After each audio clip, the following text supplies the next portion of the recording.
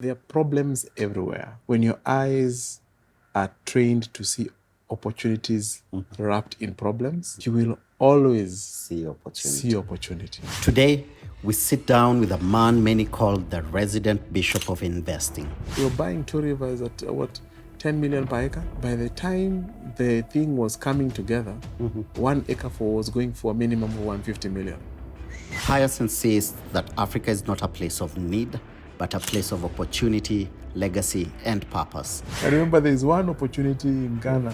I invested 300 million shillings. In 6 months, it was 900 million. And my conclusion was very simple. In that economy, there is no reward for corruption. In our country, there is reward for corruption. What do you think the investors from out there still misunderstand when it comes to Africa, investing in Africa? What is it that people out there don't understand or misunderstand? It's the same thing. The ones who have not traveled here, they think Africa is very risky. They think Africa is one country. And beyond finance, we go deeper into the role of a man in society. Why is there so much value attached to men having money? If you're stripped of your income, will you still be respected at home? Even our wives, by design, they are attracted to the hero in us. Then the posture of a real man needs to be something that is bigger than just providing material things. Faith, finance, and the future of a generation. That's the conversation we're about to have. If you want to become very wealthy, create a solution where there's a problem. Classmates, because of your support, we are getting bigger and better. Becoming CEO has partnered with Fair Deal Furniture, the official licensees of Ashley Furniture Home Store, the biggest manufacturers of furniture in the world, where the chairs are very, very plush and the tables are timeless, and the only thing more polished than the wood is the wisdom. Here we don't just sit and talk, we strategize and we build empires.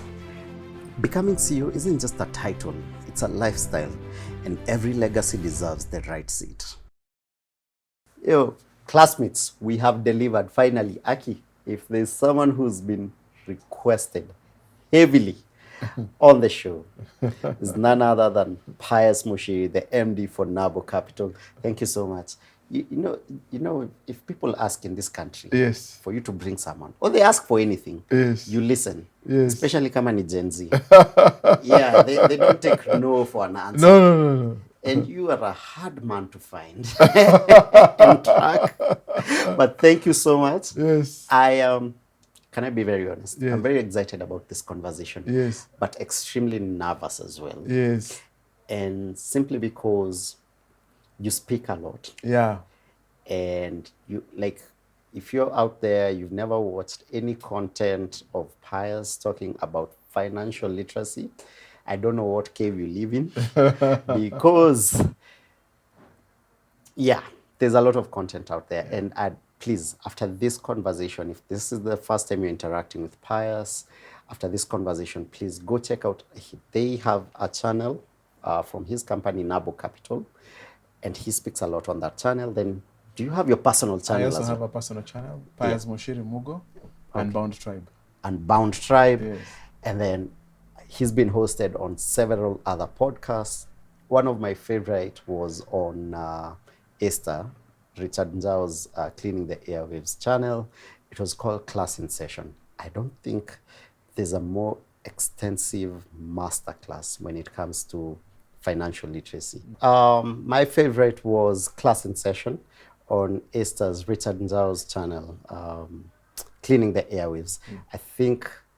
I don't think I've come across a conversation that is as extensive as Class in Session with Pius Muchiri and Rina Hicks. Yeah, so this conversation, if we delve too much into financial literacy, we'll just be saying the same things. So today I'm actually more excited to learn about the gentleman, Pius Muchiri Mugo, because the wealth of knowledge you carry. I am always curious when I meet a gentleman like yours, what's the motivation? What made you the way you are today? What is that thing either you're running from or you're running towards? Because how do you exert yourself to this level, pushing yourself to a point where your capital, your organization has handled over $500 million in transactions? I want to know the DNA of such a gentleman. Yeah. Karibu sana. Thank you. Yeah. Thank you, Phil. It's such a pleasure to have this conversation with you. Thank you. It's been long coming. I have been smelling it. It is coming. But It's here finally. and every time it comes so close, You it know. eludes the both of us. Yeah. But I'm excited, and there is no way we can ever exhaust the knowledge of money and the way it touches on everything. And absolutely. For me, I like to say, if you watch your story from the time you are young, you'll understand where you are today. Yeah, that is true. That is true. I was brought up in a fairly modest Kenyan family here in Nairobi. All right. My dad was a banker. Okay. He dressed in nice suits.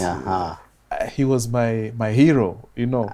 I see it. I see it. You know, you like, when I grow up, yeah, I want to be like this guy. And, you know, he was more bulky than me. Okay. And then I remember 1988. Yeah. He lost his job. Oof. And from a family that was doing well, we were like, I can't say we were rich, but we were the envy of our neighbors used to like, okay, those guys are doing well. We plunged into proper poverty. Oh. We couldn't afford basic things like rent, food. Yeah. I remember my mom telling me, hey, my son, you will never know poverty until the day you not know where your next meal will come from. That day came. Yeah. And school fees was a luxury. Yeah. I used to go to school. During parade, the headmaster says, anybody who is a school fees defaulter, by the time he finishes that sentence, I know I am one of them. You're one of them. And go home, pick your bags and go home. And I never used to go home. I used to walk through Uhuru Park and end up at Kenyan National Library. Okay. And I would spend my day there, no lunch, no nothing. When they shut the doors, I start walking back home. And I would go home and I would not complain. I would not tell my parents. I didn't want to put pressure on my parents. Yeah. I understood where they were. So for me, life continued. But there was one lingering question in my mind. Yeah. How is it that we were doing well and then suddenly, because of just loss of a job, we are not doing well? In fact, we are surviving. Auctioneers. Yes. I can't tell you the story, you know. So I thought, you know, maybe the answer is in I need to do something money. That thing that was taken away from my dad. The money thing, he was working in the bank, like that could be where the answer is. So I studied CPA, accounting. I also did a degree in BCom. I majored in accounting. I was like, I am hell-bent to understand this thing called money.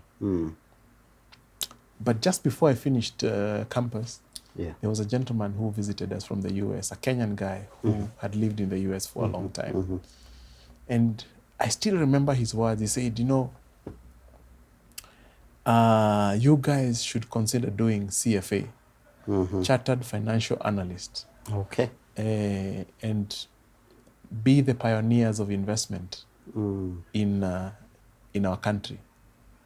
It was there was a foreign concept. investment was not even, there was not even a course for investment. What do you mean? So As investment such. ni kitu ya juzi. It's Financial stuff, accounting was the thing that was known. yes, yes. Yeah. So I didn't know then, but he planted a seed in me. Yeah.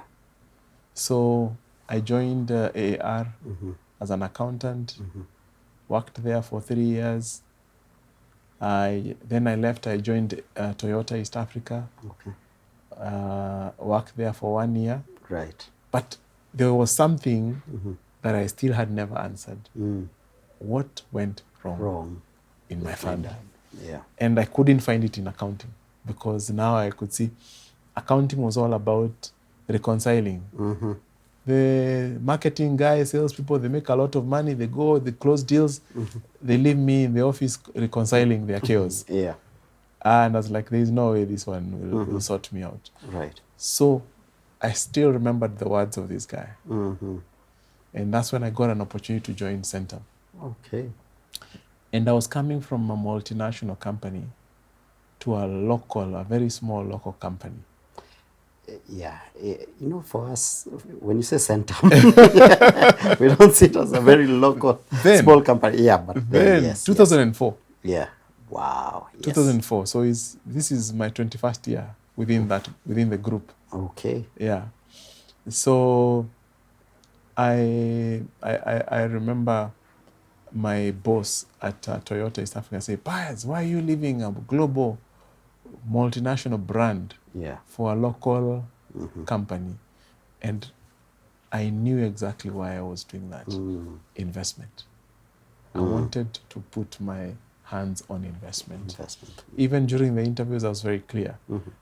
We are discussing accounting, but I'm talking transition into investment. Right. So I joined Sentum 2004. And shortly after that, I got exposure to investment. And I did CFA. Remember the CFA? Yes. Those days, there were less than 30 CFA charter holders in Kenya, in East Africa. Yeah. Dr. James Moria was the 13th East African in East Africa to get CFA charter holder status. In the whole world, we were at about 500,000. But in East Africa, there are only 13, 14. Yes. Yes. So I pursued it. I got my charter later on. I think right now, within East Africa, there are probably about 200 to 300 charter holders. So it has grown. It has grown. But you can see the number compared to the population. I was about to ask, for there to be effective, like really decisive, effective change in East Africa, how many CFA charter holders do we need? CFA, it's a very distinguished qualification, globally recognized. If you do it, it's like you have a rubber stamp, a global rubber stamp that you know what you're doing. For sure. Unfortunately, it has very high threshold for passing. And that's why even globally, we are talking maybe, I don't know, I don't think we've reached 1 million. Okay.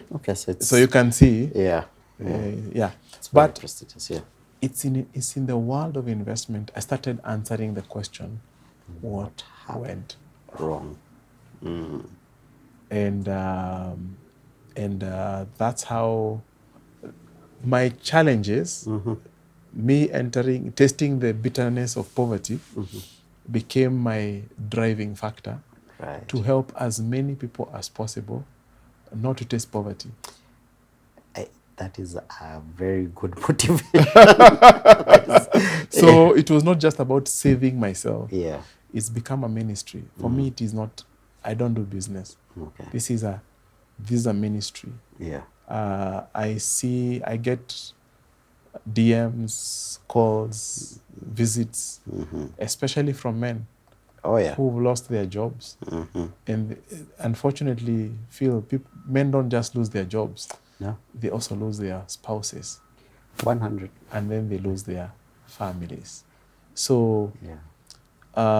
that has been a big factor, which also leads me to other now areas of life. Yeah. What is the role of a man? Those kind of things. So it's been something that has been growing over time. But that was my motivation. That was your to do motivation. the things that I do today. That is a good motivation. Yes. The different threads you've touched on, and Yes. I'm trying to figure out which one to start pulling first. You've touched on ministry, Yes. touched on men, Yes. and then money. Money we will keep circulating. Yes. I'm there at men because going through what you went through with your father, the family because of your dad losing a job, and what you've just said at the tail end, that is the role of a man, understanding the role of a man. And slowly, I think in the world we are living in, that is starting to be a bit blurred. From where you sit, what is the role of a man? And why is there so much value attached to men having money? It's a good question, and requires a deep answer. Please, let's go for it. But let me start from somewhere else. Yeah. Okay. I remember when I hit puberty, I was in town. I was crossing the road, and I met this lady, and I said, this is the most beautiful lady I've ever met in my life. Away. As I crossed the road and I got to the other side, I saw another one. I said, this must be more beautiful than the... Kenyan men, you don't disappoint. Yeah. And before I could go any much further, there was another one who was more beautiful than the one I had just seen. No, brother, I understand. Nairobi is confusing. These girls are very beautiful. I get you. Yes. 100. Exactly. Yeah. But it was another defining moment in my life. Because I said, God, I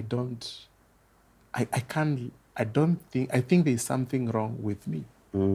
Because you could have vowed that one and married that one. Yes. And then a few seconds later, you want to marry another one. So I remember making a very silent prayer, and I said, God, the one that I marry, let her have a beauty that something revelational that there is no other woman who can match her. And that's how God has always answered my prayers around that. So even for you as a man, you can't marry and be faithful to your woman because of just the physical beauty. There must be something much deeper that holds you. So that makes your woman relevant. You get it? Okay. That she can be secure. Right. She knows that nobody else is going to come and compete with her. You get it? Yeah. Now, what about a man?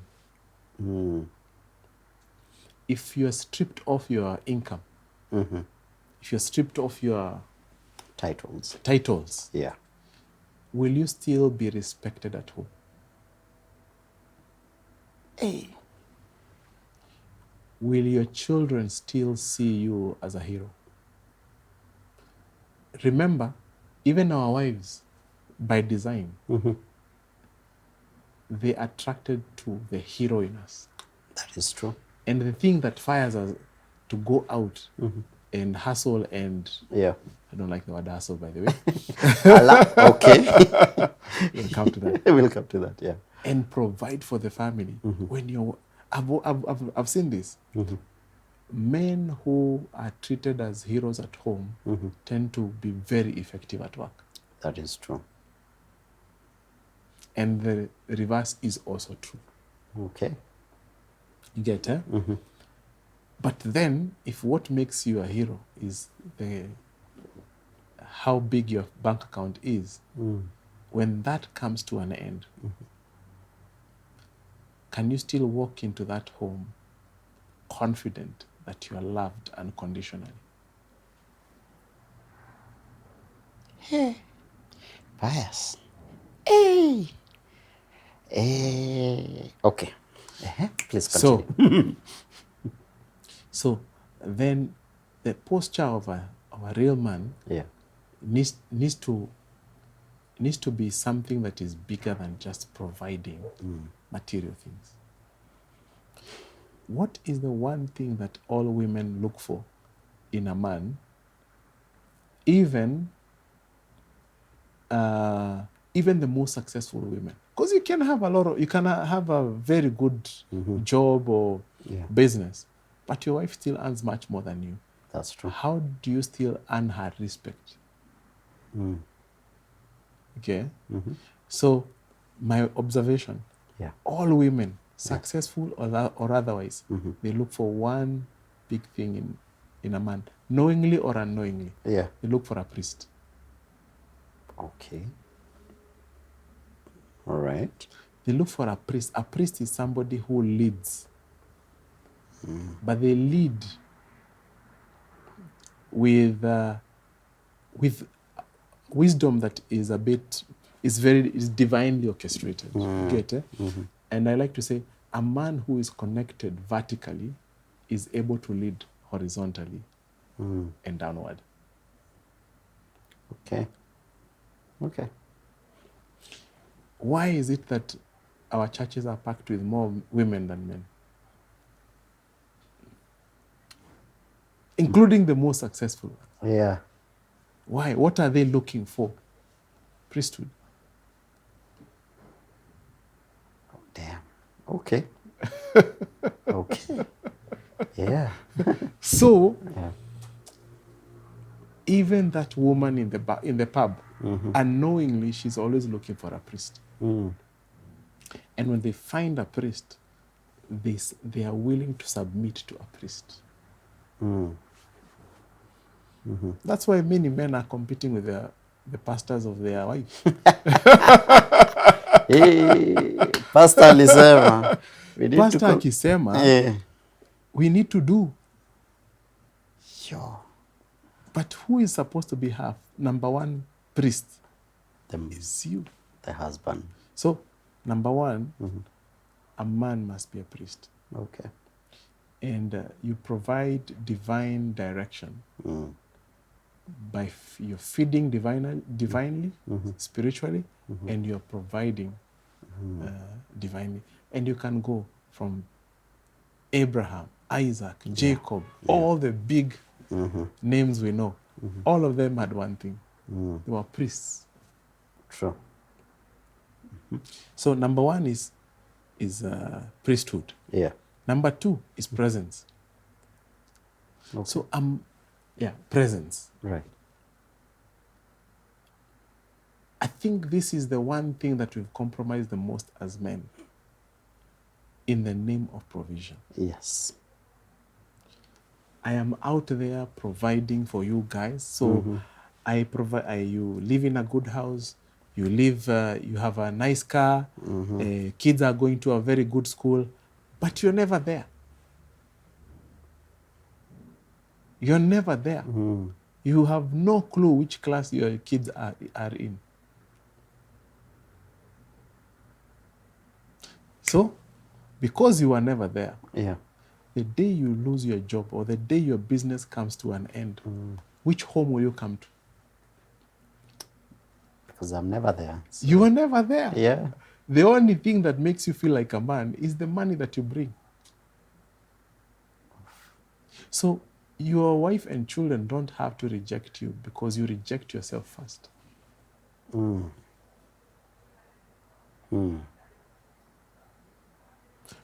The gift of presence.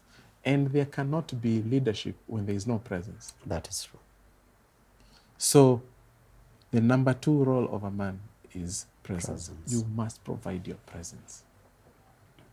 And then number three is what we call provision of material things, provision of protection and the supplies. Yeah. But you see, it is a number three, Kabisa. not a number one. So if number three is cut off, guess what? No one can ever take away your priesthood, and no one can ever take away your presence. But by doing number 1 and number 2, when you lose number 3, you come to a safe haven. Okay. And your wife still sees you as a hero, and she's able to pump you up for you to recover your self-esteem and go out and hunt and win for the family again. Sure. Wow. So why it is not that women are chasing money, in my view, it is that we have made provision of material things our utmost proof of relevance. Right. That when it is taken away, which is the easiest to be taken away, we lose our own relevance. We reject ourselves before we are rejected by our own families. Because we've not worked on our own relevance. Exactly. And it is... It explains why, sorry to cut short, explains why suicide rates are higher in men than women. Yes. And it also deeply touches on your identity as a man. Who am I? When somebody asks you that question, how are you supposed to answer it? Which one? Who are you? Minus the titles and the work that you do. Yes. How am I supposed to answer that question? It's a very, very interesting thing because, again, and you realize I deeply lean on divine direction. Who created me? If I want to know who you are, I need to go to your father, I need to go to your mother. I start getting a clue of who you truly are. Your siblings. You don't even have to tell me. I'll get a sense of who you are. You get it? So, who am I is not the titles that I have. I tell my team, the title CEO is on the door, on my door, the door to my office. Yes. Every time I leave the door, I leave the title behind. They become my brothers and my sisters. And that is what I want to know them as, because that is what will take us for 20, 30, 40 years. True. But I don't have to gloat on anybody because of my titles. So who you are must be anchored on the titles that can never be taken away from you. One, you're a father, you're a son, a daughter, a husband. Those they are not titles you are given because of performance. They are titles that come because of who you are. Everything else is an addition. Secondary. Yeah. But then if you go deeply, then you realize, okay, why were we created? Not just Pius. Why were we created? You were created on day 6 and you were told, go, multiply, increase, subdue the earth, isn't it? Yeah. We are here as co-creators. Co-creators with God. God is still in the business of creating. Right. So right now, this moment, we are here, we are creating. True. And this thing we are creating is getting a life. And it will transform people. There's someone who will get a perspective that they've never seen before. That's true. There are men who will be like, hey, am I a priest? Am I a provider? A provider. Yeah. And that now we can't determine. It will be out for 10 years, 20 years. That's true. We are just in the process of creating. Right. So I like to say that I'm a co-creator with God. Okay. Now I understand why I hear in your office, in your work circles, you're called the resident bishop. I get it. I understand. And being in the investment world, how does now I'm trying to figure out spirituality and money. How do you bring these two together? Yeah, bring these two together, because it's a core of who you are. Your deep faith, your deep spirituality. But your world is going out and investing and making money. And just, that balance. Like, how does it lead you? How does spirituality lead how you invest? Do you look at the numbers first?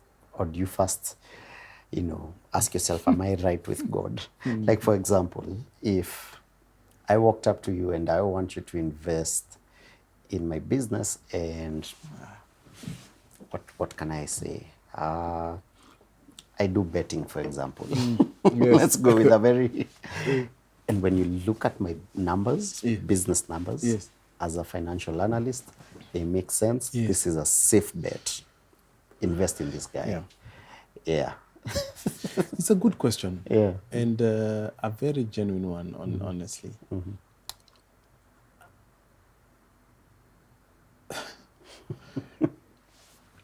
There's one of my most favorite verses, and this one, I got it and it was like, boom, Okay. light bulb moment. Yeah.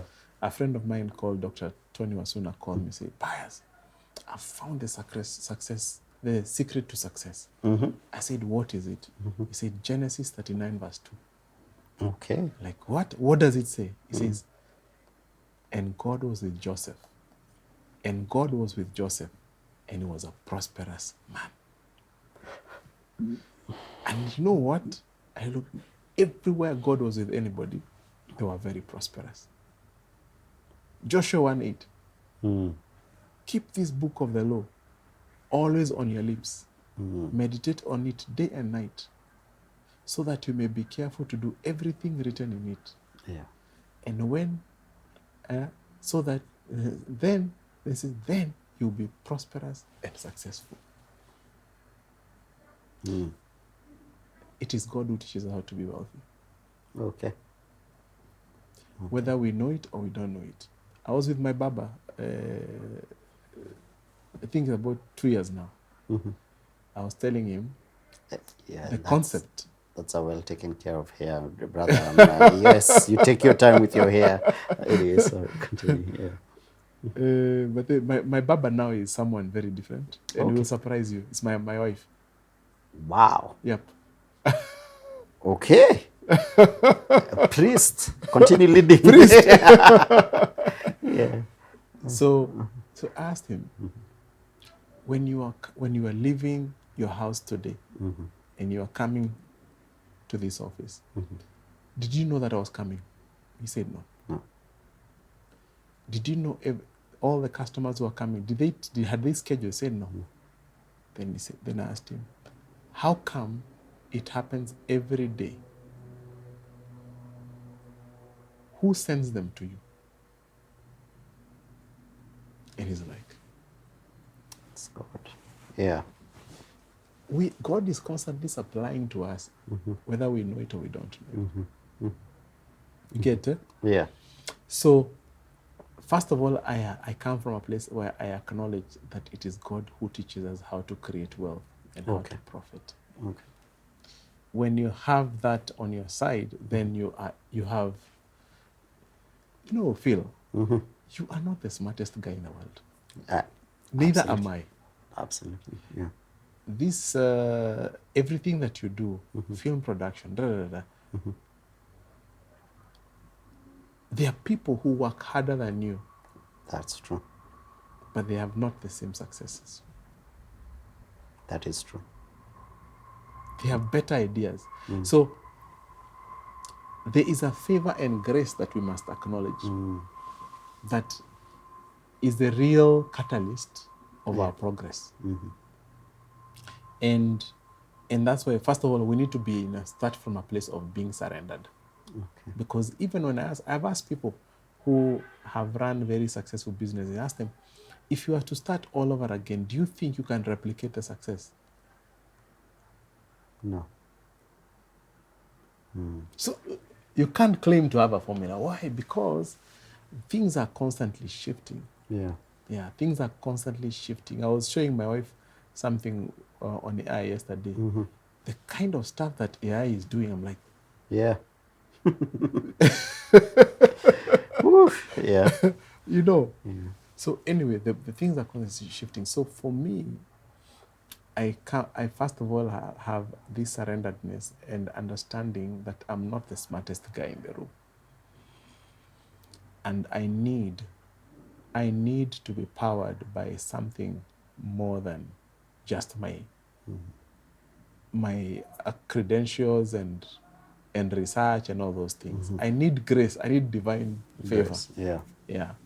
And then that's what I spring on that. Then I do all the hard work. I'll do my research. I'll do my I'll do all the due diligence. I'll consult all the people that I need to consult. And then, you know, what is so funny? Even after you've done all that, we all say, what does your gut tell you?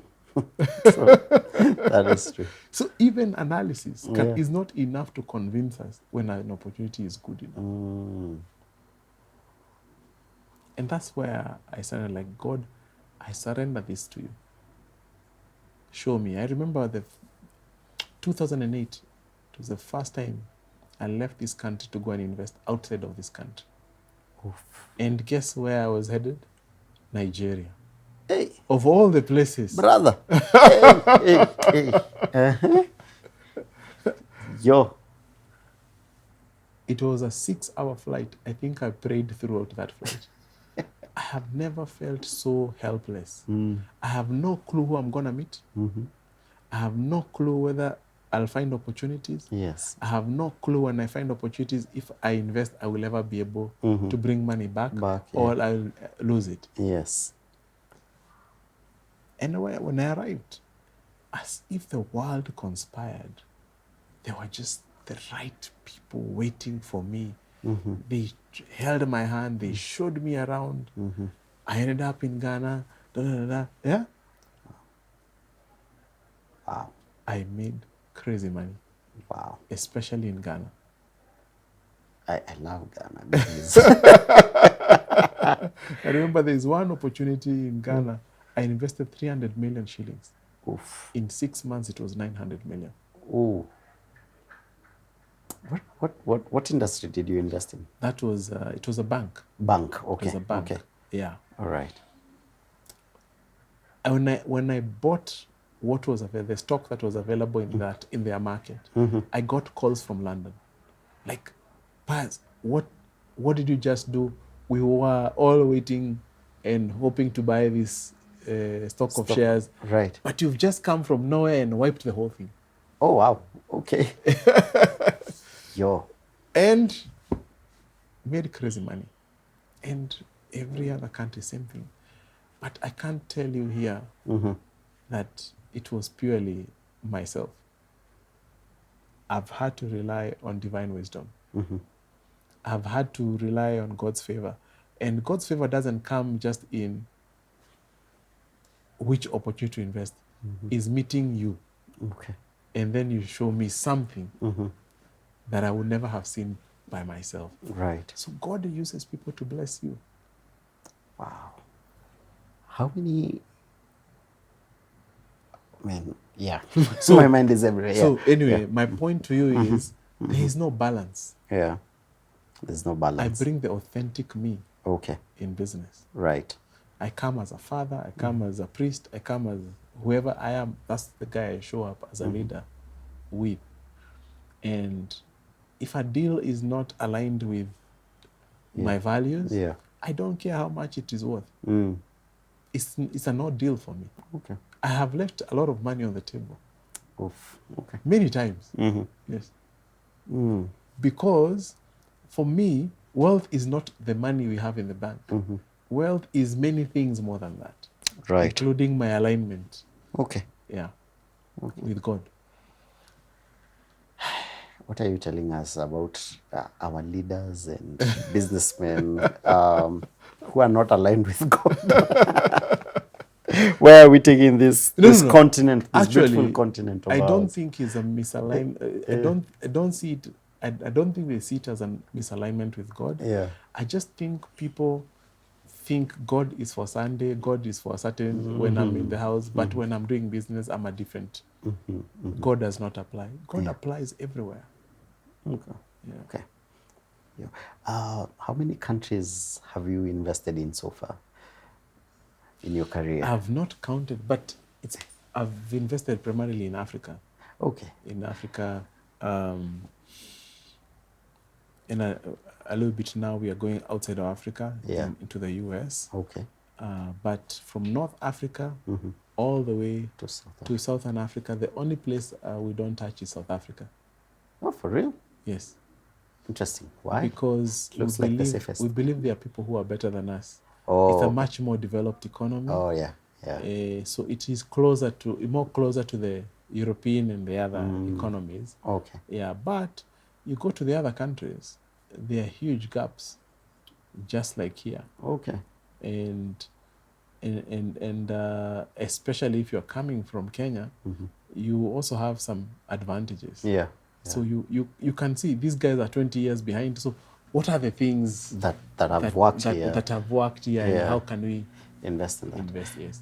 I want that mindset. Where do I get that fearless mindset that I can wake up and just go to a different country and invest? I feel like a lot of business people, the one thing that really holds us back is fear. Yes. Yeah. You know, there's a Kiswahili saying that kutembea kwingi ni kuona mengi. Ukweli. Yeah. Yeah. If you've not left, it is hard to see. That is true. That is true. If you've not left your neighborhood, it's hard to see what is. So you always think that your neighborhood is the best neighborhood. That's true. So for me, first of all, I look at traveling as an investment because it brings exposure. I remember when I was changing my kids from one school to another. Yeah. The school fees was stripling. And I was like, why? I need a justification why my kids can move from here to here to justify the change in school fees. It came down to one word: exposure. Children don't go to school to learn English, maths, science, and all those things. Children go to school to receive exposure. That is true. And the more exposure your children receive, the more they are positioned to do better in life. So you can't compare somebody a child who has grown in a multicultural setting with another child who is in the village. One has an advantage over the other. Yeah. So the same thing applies to us. The more you go, the more you're like, oh my gosh. Yeah. I go to London, I'm like, people in London now, their primary objective of investing is in Africa. Us guys who are in Africa, our primary objective is to invest outside. So you ask the guy, why is it that, why do you see that? So you're like, no, look around. I cannot make any difference here. If you have $1 billion in London, it will be swallowed, you won't even be noticed. Oof. If you have $1 billion here, you will change people's lives. Kabisa. So we're in such a beautiful place to make a difference. Yeah. Oh man, speaking of that, you being out there, in handling transactions of over $500 million with returns of, what was that figure? $82 million. Yeah. And what you've just said about the rest of the world investing in Africa. What do you think, it's a two-part question. One, what do you think the investors from out there still misunderstand when it comes to Africa, investing in Africa? And I think you've answered the second one, but I'd like to know, what is the opportunity that the rest of the world is seeing in Africa that we, the Africans, are not seeing it? Let me start with the second one. Okay. The same thing that happens to us. Have you noticed anything that happens in Kenya happens in Uganda? True. Yeah. You get it? Yeah. Kenya is like a precursor of something that is likely to happen, in terms of development. That's true. And the East African region. So Nairobi is the capital city of East Africa. Yeah. Joburg is the capital city of Southern Africa. Yeah. Cairo is the capital city of Northern Africa. And Lagos is the capital city of Western Africa. You'll be amazed how those regional blocks, they they behave similarly because everything pulls, they have that major capital city. Yes, You yes. get, Why is because one is always a precursor of the other, Of the others. of the other Yeah. cities. Now, if you go to the US, you start seeing the people who've grown in the US or in the developed economies. When they come here, they see so many gaps, glaring gaps with obvious solutions Yes, yes. that they don't need to be smart. No. They just need to go and replicate, and they become wealthy here. Yeah. I have this Israeli friend of mine. He was a software guy. He's coming here in Kenya more than 10 years ago. Then he was told, hey, here land prices, they are going up. Real estate is the hottest thing. He was based in London. It's like, okay, he went around, looked around, hey, so a massive opportunity, housing gaps, everything, everywhere is just mall gaps. He went back to London. He's a Jewish guy. Did fundraising, started investing here. He's the guy who built, is it called the Green Mall? On Gong Road. On Gong Road. Oh, Green Spa. Yeah, Green. Yeah. Yes, that one. Yeah. That one. Okay. And on Mombasa Road, he also built something there. I can't remember the name. And many other. So the guy was living in London, but was making money in Kenya. Yeah. I love it. Yeah. Yeah. He was seeing an opportunity that we could not see. And therefore he could take the risks that we could not take. Kutembea kwingi. Ni kuona mengi. Yeah. Exposure. What is it that people out there don't understand or misunderstand? Yeah. It's the same thing. The ones who have not traveled here, they think Africa is very risky. Okay. They think Africa is one country. Yeah. So even when they decide to invest in Africa, they invest as if they're investing in one country. You get that? And they make blunders. The other thing is they believe Africa is this jungle. So when they want to bring a lot of money here, they look for a way in and they work with politicians, get themselves in trouble. Yeah. So there are all these things. But again, you can see at the center of that is exposure or lack thereof. Okay. You know that for us as artists, if there's a word we fear more than anything else, it's exposure. Yes. That word, we've seen it. We've gone through it because of that word where you're paid by exposure. And for me, it's an amazing word because exactly what you're saying. The day I started having these conversations with CEOs and leaders from different industries, I started viewing our business very, very differently. Because I got exposed to new knowledge, new information. Yeah. So thank you. Thank you for the exposure. Thank you for the exposure. But just maybe delving deep into it. Okay, so these investors have come, boots on the ground. What's the reality of really investing in Africa? Because as much as you say, politicians, they go through politicians, they get banned. But reality on the ground is an investor from outside. Because systems work or culture or whatever it is, they invest in something and it gives them return. But in Africa, we react differently to investments. You might run here and say, let me invest in a mall. And then kidogo, it's not working out, But maybe smaller supermarkets or shops would have worked, for example. Yeah. Boots on the ground, reality core ground. Where would I sink my money in today, if you were asked in Africa? In Africa? Yeah. As an African or as a Mzungu from outside? let's do both. So if Philip has some money, today I have some good money, where should I invest in? If I'm coming from outside, I'm a billionaire, I want to invest in Africa, where should I invest in? Yeah, the former CEO of Microsoft. Okay. He was asked what is the one word he would describe, that you'd use to describe wealth, creation. Yeah. He said creativity. Creativity. And, you know, there is one simple formula to becoming extremely wealthy. Please, this one. Find a problem, create a solution. That is true. It's not new. Yeah.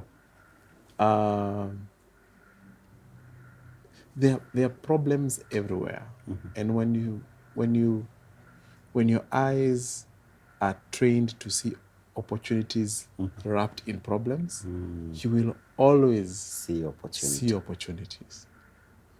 I remember I was talking to the CEO or an owner of Parapet, Yes, yes. the cleaning company. Oh, yes. I reference them a lot. Yes. Yes. Yeah. In fact, it was somewhere we were just having a bash. I didn't know him.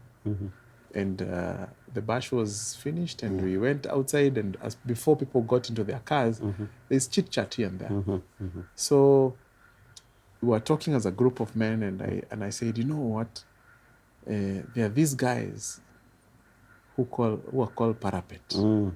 If their staff in Nairobi decide to go on strike, people would think the whole of Nairobi is gone on strike, because we're occupying every prime building in the city. Yes. In the city. Yeah. And this guy laughed, almost went to the floor. Alex Nyaga. Oh. So I'm like, why? I didn't see anything funny. Why is this guy laughing like that? And he's like, I'm the guy behind Parapet. Wow. So I asked him, tell me the story of Parapet. And he said something very profound. He said, they observed that people who are going to university had C and above. So they asked themselves, what happens to the people with C minus going down? Yeah. Where do they go? So they formed a business that was focused on helping people who get D's and below. Wow. Okay. And who are the majority? Yes. So, very simple. Pay 2,500, and in 2 weeks, we'll teach you how to use every cleaning detergent. Yeah. We'll teach you how to use every cleaning equipment. We'll teach you how to get into any space and clean it sparkling. Sparkling, yeah. Yeah. That was the whole idea around Parapet. And after the 2 weeks, they are also looking for an off-taker. They get secure a building, and they deploy you. Yes. Now you are employed. Now the you're guy who was supposed to be jobless now has a job. Yeah. And by that time, they had over 3,000 employees. Over 3,000 employees. They were even running KICC. 3,000. Let me tell you, I think the biggest employer after government is either Safaricom or Aga Khan. And I know Safaricom is at like 9,000 employees, 7,000 to 9,000 employees. So for them to employ 3,000. 3,000. This is a cleaning company. Yes. Oh, wow. You know, I've never met him. And the reason I reference Parapet a lot is usually when I'm talking about mindset. Yes. And I keep telling people, Parapet as a company, which must be a multi-million shilling company, and Mama Fua, Mama Fua who comes to my house to clean my house, they do the exact same job. Yes. But mindset will turn one into a multi-million shilling. Correct. And one, you'll pay them 500 shillings or 1,000 shillings. Correct. Mindset. That mindset question, I think it's the one I struggle with. It's the main reason I do this particular show. Yes. To shift my mindset, because these conversations just expose me, exposure. I'm curious about the dream team, the team that you were part of that transformed Sentum from a valuation of, was it like $60 We had a million? balance sheet of 60 million. $60 million to Yes. about $1 billion Yes, yes, US dollars. yes. What conversations were you having from the CEO, from the management Yeah, going down? yeah, yeah.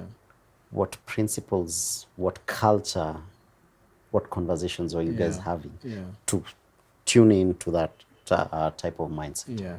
The same thing. Yeah. Remember your question was what someone coming from outside would see the opportunity, how would they make money here? Yeah. And someone who is here, how would they make money here? Yes. So let's give Sentum as a local example. Okay. When I joined Sentum in 2004, I was actually recruited so that James could be promoted to become the investment manager. Okay. And I was taking over Yeah. his roles, previous roles. Okay. And we worked together until 2006, and he left for a short stint Okay. to go and help set up what today is called TransCentury, TCL. Yeah. In 2008, the board went back for him. Yes. The blue-eyed boy Yeah. said, "We saw something in you. Yeah. Come back here. This is home." Yeah. And I remember, I think it must have been December 1st, 2008, when he had just been reappointed, now as CEO from investment manager. I think it was 1st of December, 2008. He called us to the boardroom. Okay. We were just like 13 guys, Right. including the guy who used to deliver parcels. And he was like, "We are going to be very rich." That was his opening statement. Wow. And then he said, "But we are going to work very hard." His next words were, "We are sitting on a gold mine." Sentum then had been in existence for 40 years. Yes. It was 6 billion. Yeah. 6 billion, yeah. In balance sheet size then. But him, you see, exposure. Yes. When he left, he had an opportunity to see things from outside. Right. And come back in now with a fresh perspective. Exposure. There was a mind shift again. Yes. So he said, "We are sitting on a gold mine. There is no reason why we should be renting a small space at International House. We should be owning our own building and residing there." Yes.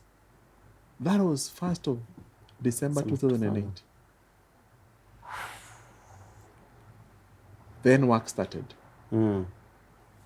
We started researching. We had just come from post-election violence. Yeah.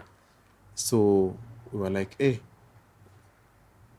even Kenya, which we thought was a very safe haven, even that could go up on smoke. Yes. And we had 99% of our portfolio in Kenya. With 38,000 shareholders. So we saw the risk. Yes. And that's when we decided we need to start investing outside of Kenya. So big decision, go outside of Kenya. Right. Then we did research now. Where outside of Kenya? Yeah. China was the fastest growing continent. The fastest growing continent was Africa. Right. We said, we can't compete with Chinese in their home turf. Yeah. But no one can compete with us in our home turf, which is Africa. So Africa became our playground for investing. We did a lot of research, opportunities that were there, not just in Kenya, every other African country, and we were convinced that we could make returns of 30-35% every year for the next 5 years.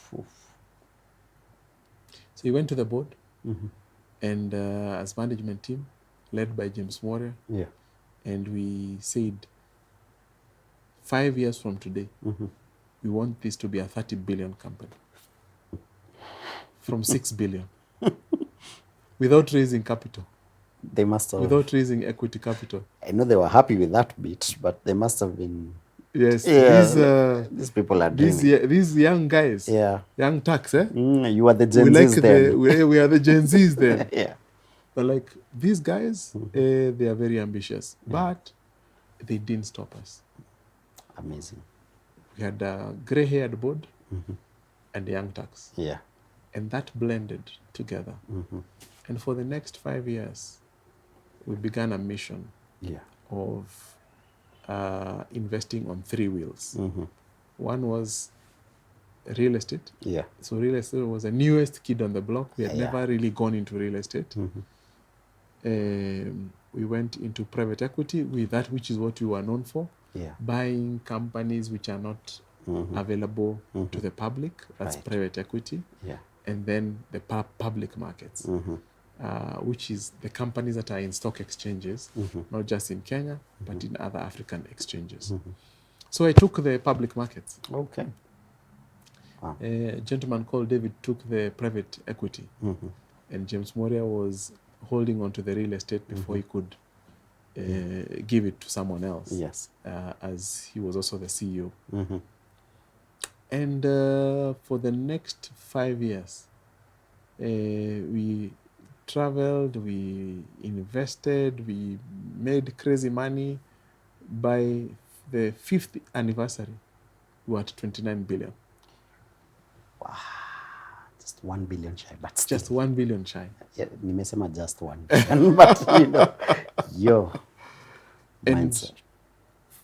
we moved people from a place where they were doubting us and calling us young, ambitious, maybe recklessly ambitious, to people who are believing in us.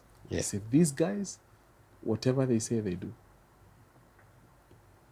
And we saw, you see, we were Kenyans, but we saw opportunities. Yes. Let me give you the example of Two Rivers. Yes. I was in the gym at Hilton, and we were in the changing room, and this gentleman said, Pius, I'm happy you guys bought Two Rivers. I said, why? He said, because I wanted to buy it, but I saw napier grass for my cows, but you guys saw cities. What? Mindset. What?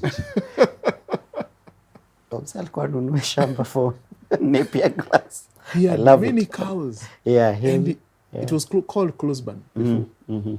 So he wanted to buy it. He was one of the guys who wanted to buy it. Yeah. Wow. But he was so glad he didn't buy it Yeah. because Two Rivers, we were buying Two Rivers at 10 million per acre? And it was 100 acres. Yes. By the time that the thing was coming together, 1 acre was going for a minimum of 150 million. 1 acre. From 10 million, so yeah. Wow. The people in Ruaka, who had never, some of them were living in ancestral land, had never seen 100,000 bob. Yeah. They were living on quarter acres, which were going for tens of millions. And every real estate developer was looking for them. Because of Two Rivers. Because of Two Rivers. Spillover effect. Yeah. So, if you want to become very wealthy, create a solution where there's a problem. What problem did we see? We asked ourselves, what is the biggest strength we have? And we said, we have a balance sheet. What problem is there? The problem was City Council no longer built estates, organized estates like Boroboro and all the other estates that many of us know that were posh. Yes. New neighborhoods. Yes. Yeah. So all the real estate development we see today has largely been driven by private individuals. Yes, yes. Who have to think about sewage, have to think about electricity, have to think about things that should have been put in place by the city council itself. Wow. So he said, we can use our balance sheet to buy bulk land and master plan it and have organized development and invite developers to plug and play in our development. And that's the whole idea of Two Rivers. We invite Investors, developers. developers. They come. You don't have to think about fiber cables. You don't Yes, have to think about water. You don't have to think. All those things are supplied. Yeah. It's plug and play. Oof. And that build, that was probably what triggered the transformation of what we today know as known as Ruaka. Ruaka was rural area. Yeah. It was, Kabisa. if you lived in Ruaka, people would know this is a new person. Yeah. Today, metropolitan. Absolutely. Even we have Nigerians there. That mindset, because mindset for me is everything, and Yes. I love that you speak on it so well. So I'm going to give you one question because I strongly believe it's a mindset problem that we're seeing the challenges we're seeing in this country.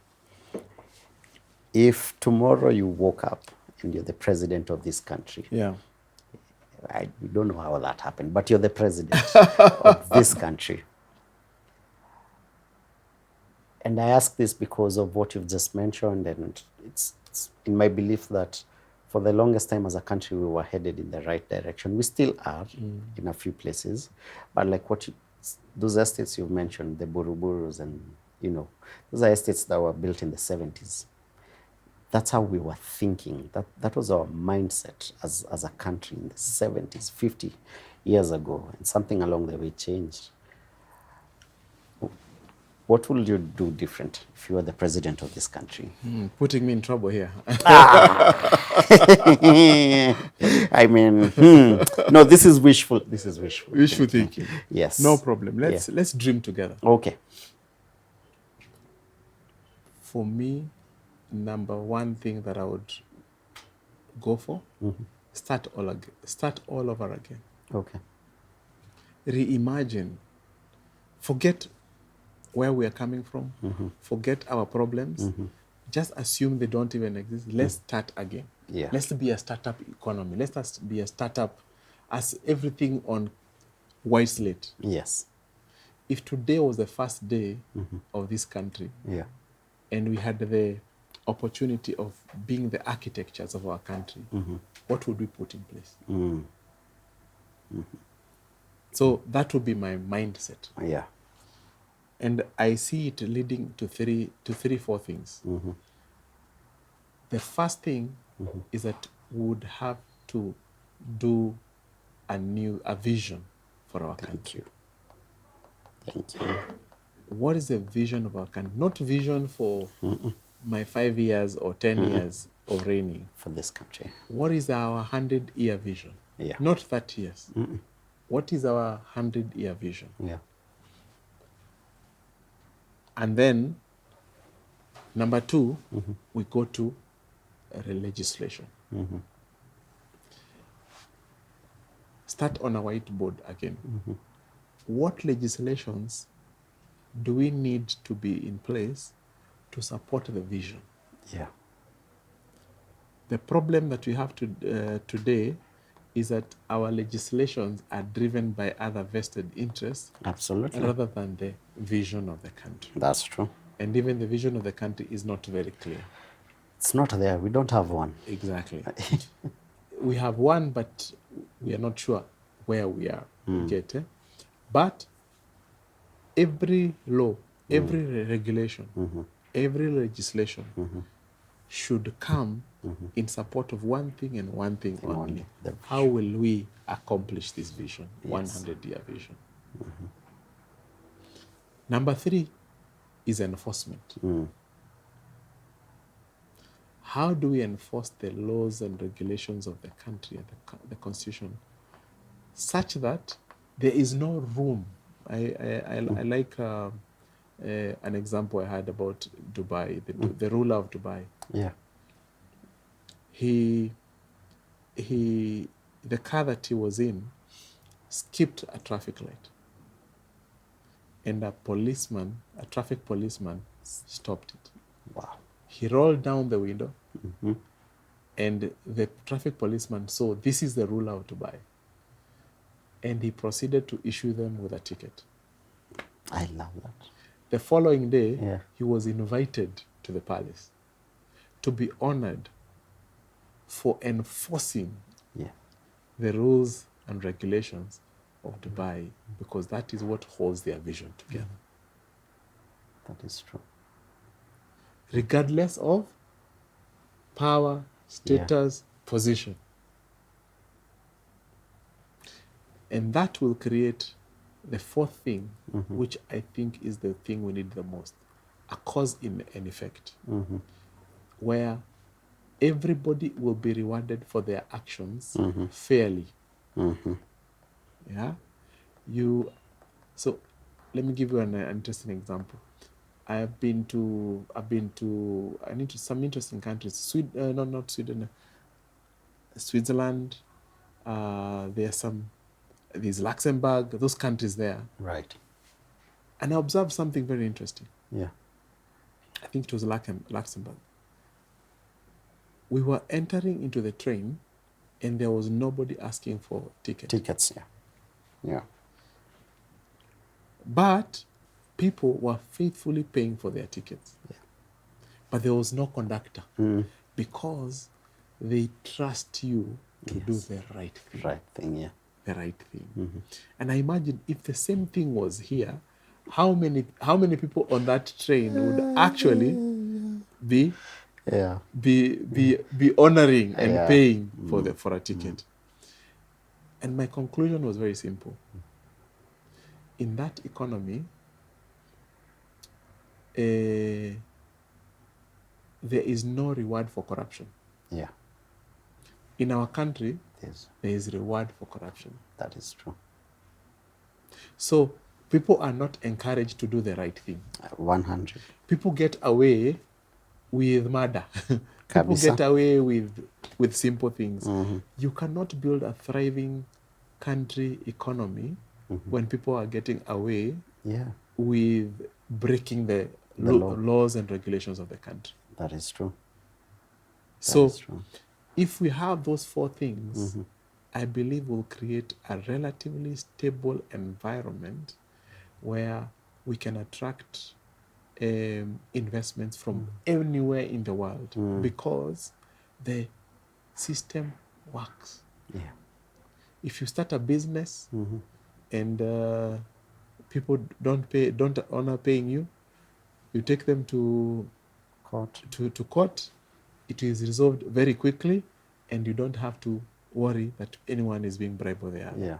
So, for me, those will be my four pillars: vision, laws and regulation, enforcement, cause and effect.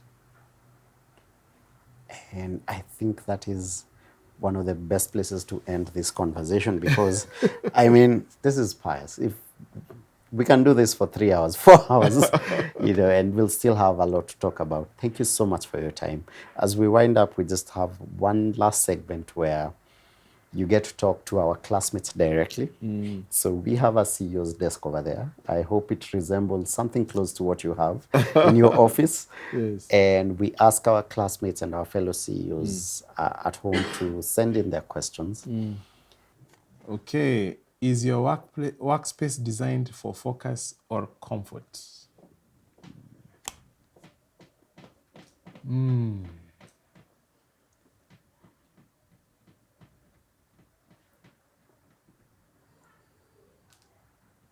That's a very interesting question. I didn't see that one coming. Comfort or focus? Because my workspace is designed for focus. Yeah. I've learned how to find peace even in the midst of chaos. So, but focus is the most difficult thing. So, my workspace is designed for focus. Okay. Let's go for green. All right. Hope this is easier. If you could dedicate your office chair to one person who shaped your career, who would it be? Without a doubt, the late Jim Rohn. Unfortunately, he's the late. Jim Rohn was a mentor. He really mentored me during my 20s, and I'm who I am because of many nuggets he taught me, including small changes leads to big results. He's taught me a very interesting concept of 15-minute formula. Every 15 minutes, I focus on something different. And I'm able to do so many things in a day because he made me understand that multitasking is a myth. Even computers don't multitask. So just be able to switch from one thing to another. So I read like 5 books together because as every book is given its 15-minute slot, and I look at books like a nutrition. I need to have a balanced nutrition. So I'll read something on spiritual, I'll read something on career, I'll read something on finance, I'll read something on a number of things. So the late Jim Rohn lives in me even today. Go to the yellow one. If your workspace had a title, what would it be?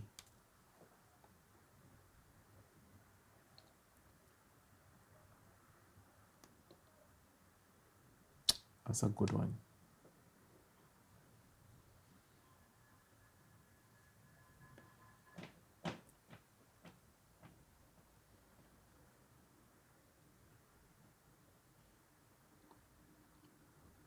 Yeah, it will be sent one. I'm sent. I work for God. And every time I sit on that seat, may I always remember that I am sent. So sent one. Hey, they seem like simple questions, but they make you think. That was a hard one. Very. Thank you so Thank much, you. Pius. Thank you. Our lovely friends So we from leave the others, eh? Yeah. Okay. Sawa. Our lovely friends from Ashley would want to wasalimiane juu wewe ni mgeni. Yes. And the lady walking over towards you, she's such a huge fan. She saw your name on the list of guests today. Should I stand? Yeah, you can stand. You can stand. And she was like, I have to say hi. Thank you, Thank Pius. you. Thank you for honoring us with your time. Thank you very much. And for being here today. Yes. Yes, Phil was just saying something. I think I'd like him to finish. No, she's such a huge fan. Yes. She told me, Phil, I follow Pius so much. I forced my entire time to invest in Nabo. Yes. So she's an investor in your company. Yes. Wow. We just crossed the 7-figure mark. Oh. Hey, Catherine. Hey. Yeah, 7-figure actually. Yeah. This year.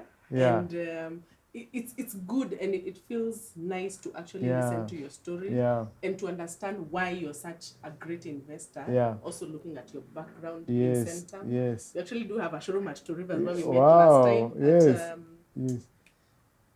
at Cinemax. Yes. with your wife. Cinemax. Yes. Yes, so we have a showroom there. Yeah. Now that I know you are part of the team that actually made Two Rivers come to life, Yes. we'd like you to take a walk there Thank sometime. you. Thank you. And actually, Thank you. You've been a customer there. Mohammed. Nice to meet you, Mohammed. Mohammed is the showroom manager. Yeah. If you look at your records, you'll see I'm a customer. Oh, you are? Yes. Okay. We'd like to add something to that portfolio. Oh, thank you. So Thank you very much. An extra 10% discount. Yes. To get something in the home furniture section. Yeah. You can carry Joyce with you so that she can actually help choose. She's the one who will do the choosing. I'll be the one helping. Yes. With the debit card. Yeah. And even Thank as you you. sit on your workspace, we'd like you to remember Fair Deal and Thank Ashley. you. Thank by you. writing your thoughts there every 15 minutes or so. Yeah. And also we'd like you to sip from this cup of tea so that you can also remember us. Awesome. Thank you. Thank you so much. Thank you. Thank you, Mohammed. Thank you. I'm very humbled. Thank you too for coming. Thank you. Thank you. Thank you. This one will be delivered to the rightful owner. Yes. Who is Joyce. All right. Thank you.